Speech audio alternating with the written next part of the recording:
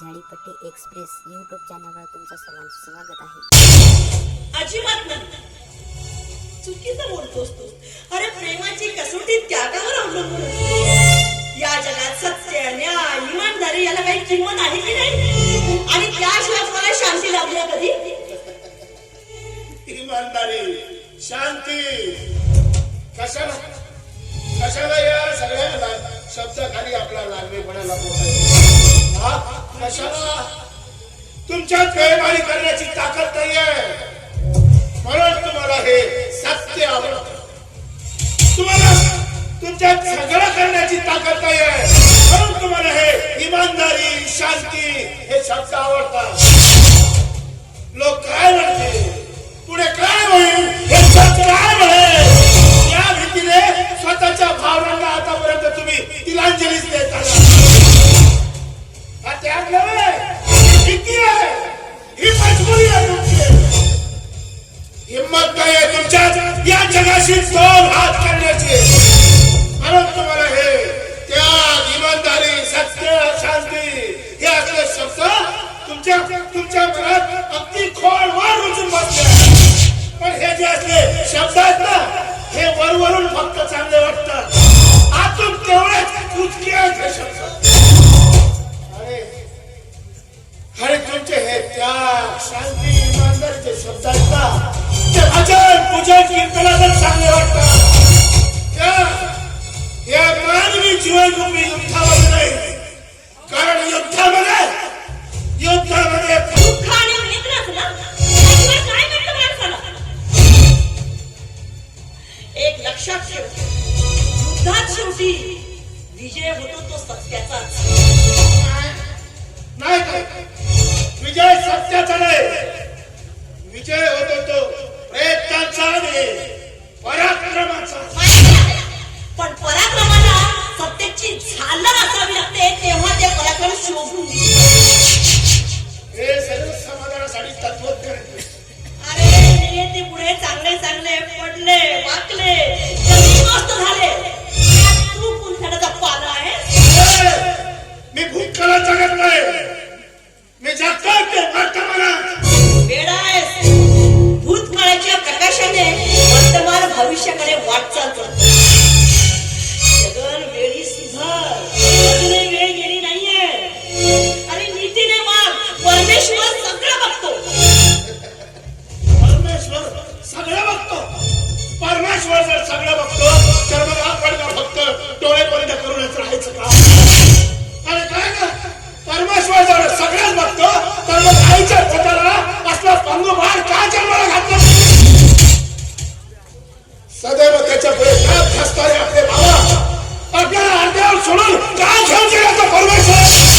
तेव्हा बंद होते का तुझ्या परमेश्वराचे डोळे?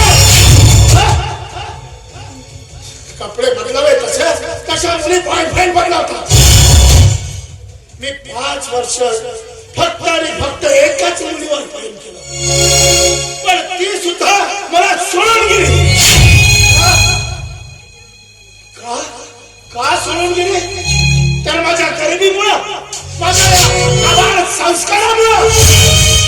अगं माझ्या प्रेमाची पत्रावळ तिने अशी जरूर का नोकरीवर भेटून दिली आणि अट्रॅक्टिव्ह नोकरीवाल्याच्या घरात पडले. त्याच्या आयुष्यात तिच्या आधी 4 मुली ऑलरेडी आल्या.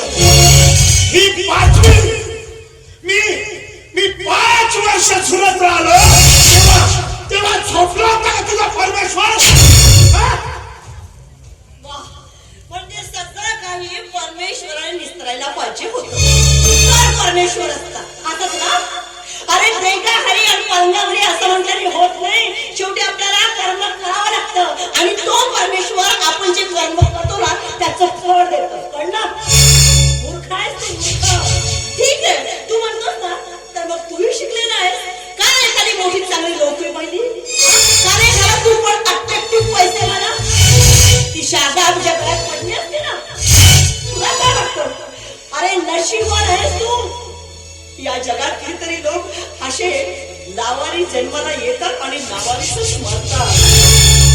आई वडील सोड, कोणाला तर भाऊ बहीण सुद्धा नशिबी नसतात.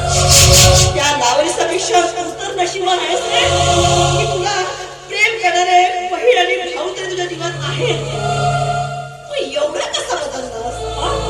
तुझ्यावर मी गबार संस्कार केले, तुला गरिबी मिळाली, तू एवढा बदललायस आज की तुला आपल्या भावाच्या आपल्या बहिणीच्या प्रेमाची किंमतच उरली नाही.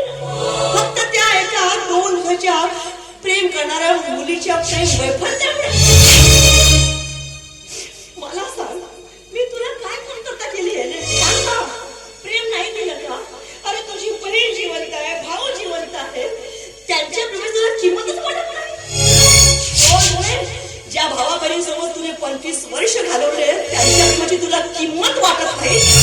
त्या मुलीच्या प्रेमाची तू काय किंमत केली? नाही, हे तू करतोस ना, हे प्रेम नाही, ही फक्त वासना आहे, वासना. खरं प्रेम नाहीच मुळात. वा, फार छान आहे. कसं ना काही या खोट्याच्या दुनियेत खऱ्या प्रेमाला काहीच किंमत नसते. आणि तसंही तुझा जो परमेश्वर की काय आहे ना, तो सुद्धा कमी स्वार्थी नाहीये. त्याच्यासमोर भजन पूजन प्रेमाचा सौदा केल्याशिवाय तोही कोणाला प्रसन्न होत नाही. सगळा सौदा करावा लागतो. सौदा करावा लागत नाही, तुम्ही सौदा करता. परमेश्वरापुढे हात जोडून त्याला म्हणायचं, परमेश्वरा माझी जी मनोकामना पूर्ण कर, मी तुला हे देईन. माणसाने जे कर्म केले असतील ना, त्याचेच ठेव तो परमेश्वर देतो त्याला. कळलं? अरे ज्याची ठेव त्याला दिली, त्याची सौदा कसला? हे सगळे शब्दांचे खेळ आहेत तुझे. सगळे शब्दाचे खेळ नाही, अनुभवाचे बोल आहे ते. कळलं? वेळीच जागा हो, नाहीतर विषारी प्यायला इतका बुडशील, त्यातून निघतो म्हटलं तरी निघणं शक्य होणार नाही.